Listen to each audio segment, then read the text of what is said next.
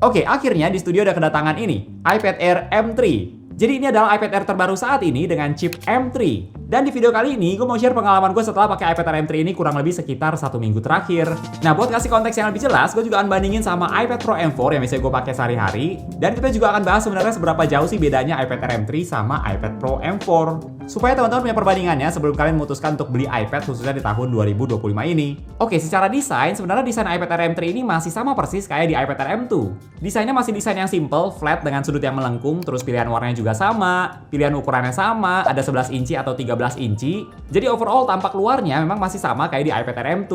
Yang ngebedain di iPad Air M3 kali ini yang gue ketemu paling cuma tulisan iPad Air di belakang yang udah nggak ada lagi. Kalau di iPad Air M1 atau M2 itu masih ada tulisan iPad Air, kalau di M3 bagian belakang iPad-nya ini udah lebih polos lagi. Nggak ada tulisan apa-apa, jadi cuma ada logo Apple aja. Bahkan nggak cuma iPad Air ini aja, tapi di iPad biasa yang generasi 11 atau A16 itu pun juga bagian belakangnya udah polos. Jadi sekarang yang masih ada tulisan tipe iPad di belakang cuma sisa iPad Pro M4 aja.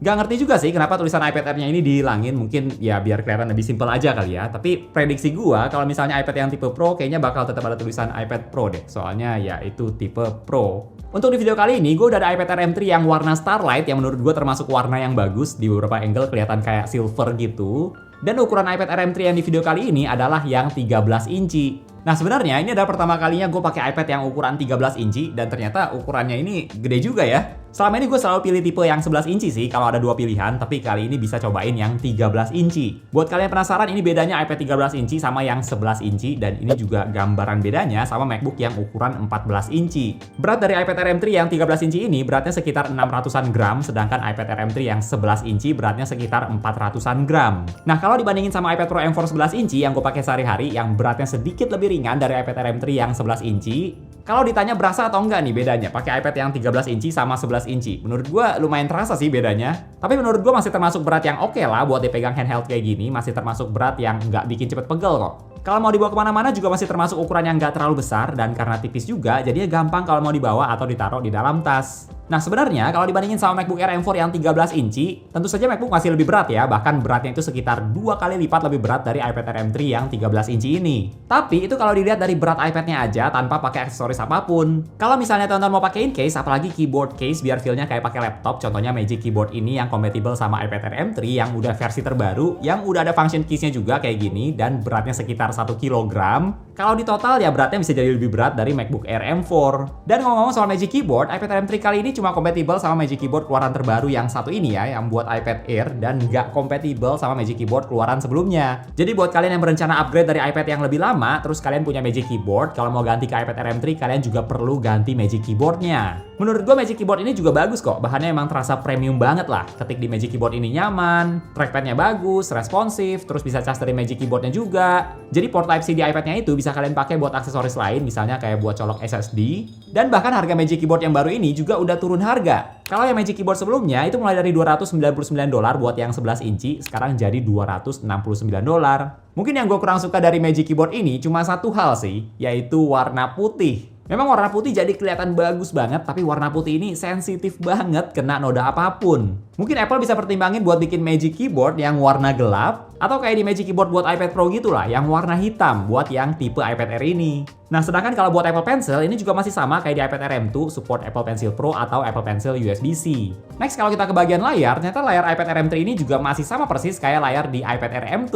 Masih Liquid Retina display, resolusinya sama, tingkat kecerahan sama, termasuk 60Hz juga sama. Jadi sama juga kayak di device Apple lainnya, kayak di iPhone, MacBook. Yang dapat 120Hz tuh sejauh ini benar-benar yang tipe Pro aja. Makanya iPad Air M3 ini juga masih 60Hz. Kalau ditanya ngaruh atau enggak nih, layarnya cuma 60Hz. Menurut gue jawabannya tergantung kalian mau pakai buat apa sih. Buat teman-teman yang pakai iPad buat nonton, main sosmed, browsing, buat PPT, ketik dokumen, menurut gue sih 60Hz nggak terlalu masalah ya. Tapi mungkin buat kalian pakai iPad buat gambar atau buat main games yang bisa 120 fps, nah mungkin layar 60Hz ini bisa jadi deal breaker. Tapi di luar soal refresh rate, menurut gue layar iPad Air M3 ini masih termasuk layar yang bagus kok. Buat sehari-hari sih udah nyaman banget. Enak dilihat buat nonton, edit foto, browsing, main games. Paling sedikit catatan aja, karena maksimum brightness-nya cuma 600 nits, kalau dipakai di outdoor siang hari menurut gue bisa agak susah lihat layarnya. Tapi selama dipakai di indoor ya nggak ada masalah. Oh ya, karena ini ukuran yang 13 inci, menurut gue kalau dibandingin sama iPad yang 11 inci, ukuran iPad ini lebih nyaman sih kalau buat nulis.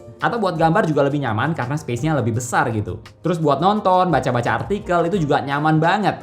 Kalau buat gaming, mungkin tergantung game apa yang kalian mainin juga sih. Di beberapa games mungkin bisa agak susah mainnya karena layarnya lebih besar, mau tekan tombol apa jadi lebih jauh gitu buat ngejangkaunya. Tapi di beberapa games juga bisa jadi nyaman banget karena layarnya besar dan experience main gamesnya jadi lebih seru. Plus kalau kalian main games yang pakai wireless controller, ini juga menurut gua combo yang bagus banget sama iPad yang 13 inci karena jadi seru banget. Kalau di bagian kamera, ini juga sebenarnya masih sama kayak di iPad Air M2, kamera landscape 12 megapiksel dengan center stage di kamera depan dan kamera belakangnya juga 12 megapiksel. Kalau kamera menurut gue standar lah, nggak gimana banget. Tapi kalau buat video call, foto-foto dokumen, kameranya udah cukup bagus kok. Terus untuk speakernya juga masih sama kayak sebelumnya, ada dua speaker dengan posisi landscape, satu di bagian atas dan satu di bagian bawah. Untuk kualitas speakernya menurut gue udah cukup bagus buat denger lagu, nonton, main game, speakernya udah termasuk bagus lah. Pastinya nggak sebagus speaker di iPad Pro M4 ya, yang ada 4 speaker, tapi menurut gue sih buat sehari-hari udah cukup bagus kok.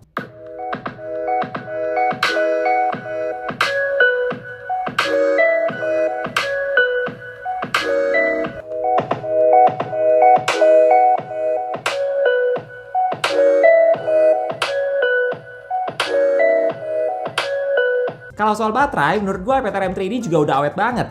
Kalau dari use case gue sih udah cukup kok buat seharian. Bisa dipakai buat bikin script, browsing, edit-edit foto, terus sesekali main games. Baterainya udah termasuk awet lah. Fun fact, kalau dari website Apple sebenarnya semua iPad keluaran terbaru ditulis baterainya itu bisa up to 10 jam semua kalau dipakai terus-terusan buat browsing atau nonton video. Dan dari pengalaman gue selama ini udah cobain iPad Pro M4, iPad Air M3, iPad A16, iPad mini A17.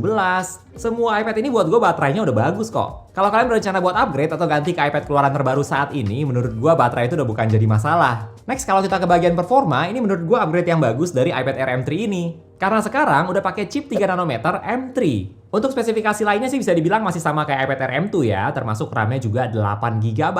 Tapi yang pasti dari pengalaman gue pakai iPad ini, ngapain aja udah ngebut banget. Main games juga bisa main dengan grafis paling tinggi. Terus buat buka beberapa apps, multitasking, edit foto, edit video, iPad ini udah bisa diandelin banget lah. Buat teman-teman yang penasaran sama angka benchmark dari iPad Air M3 ini, gue juga akan tampilin di layar kalian sekarang dan perbandingannya sama iPad Pro M4 di performa single core, multi-core, dan GPU dari kedua iPad ini. Gue juga udah coba tes export 100 foto RAW dari kamera full frame yang udah diedit di Adobe Lightroom dan gue coba bandingin sama iPad Pro M4 dan hasilnya iPad Pro M4 bisa ekspor fotonya dalam waktu 2 menit 18 detik sedangkan iPad Air M3 waktu ekspornya adalah 3 menit 34 detik. Dan kalau gue bandingin dari video review iPad Air M2, gue juga sempat tes ekspor 100 foto RAW. Di iPad Air M2 itu butuh waktu ekspor 5 menit 42 detik. Jadi peningkatannya lumayan juga dari yang tadinya 5 menitan, sekarang jadi sekitar 3 menitan di iPad Air M3. Nah, walaupun secara waktu ekspornya kalah dari iPad Pro M4, tapi dari yang gue coba pengalaman editnya tuh udah lancar banget kok. Ini menurut gue lebih penting pas lagi ngerjainnya harus lancar. Gue yakin kalian gak akan merasa iPad Air M3 ini lambat sih, hanya karena waktu ekspornya itu kalah cepet sama iPad Pro M4. Terus gue juga udah coba edit video dari file kamera full frame yang gue pakai di Final Cut Pro dan itu pun juga lancar banget. Playbacknya lancar, kasih efek pun juga lancar. Sejauh ini gue belum merasa ada yang kurang sih dari performa iPad Air M3 ini karena ngapain aja udah ngebut. Yang di satu sisi juga bikin agak bingung menurut gue karena iPad keluaran terbaru manapun termasuk iPad A16 itu pun juga udah oke banget. iPad Air ini memang posisinya di tengah-tengah karena spesifikasinya lebih bagus dari iPad yang base model, tapi juga bukan yang paling bagus, bukan yang latest and greatest. Tapi menurut gue buat kebanyakan orang iPad Air M3 ini pasti udah cukup banget dan buat jangka panjang pun juga bisa. Kalau buat main games juga oke banget kok. Gue udah coba main games kayak Call of Duty, Genshin Impact, Alien Isolation, GTA. Itu bisa kalian mainin dengan lancar dan dengan setting grafis maksimum. Nah, untuk harga dari iPad Air M3 juga sama dengan iPad Air M2 pas baru dirilis, yaitu mulai dari $599 buat yang 11 inci dan $799 buat yang 13 inci. Atau kalau di Indonesia harganya mulai dari sekitar 10-12 jutaan untuk yang 11 inci, atau sekitar 15 jutaan untuk yang 13 inci. Kalau buat gue pribadi, iPad Air M3 ini rada membosankan sebetulnya, karena nggak banyak yang baru. Perubahan yang paling signifikan dari iPad ini menurut gue ya chip 3 nanometer M3, yang seperti di tes ekspor tadi, peningkatannya lumayan signifikan juga kalau dibandingin sama M2.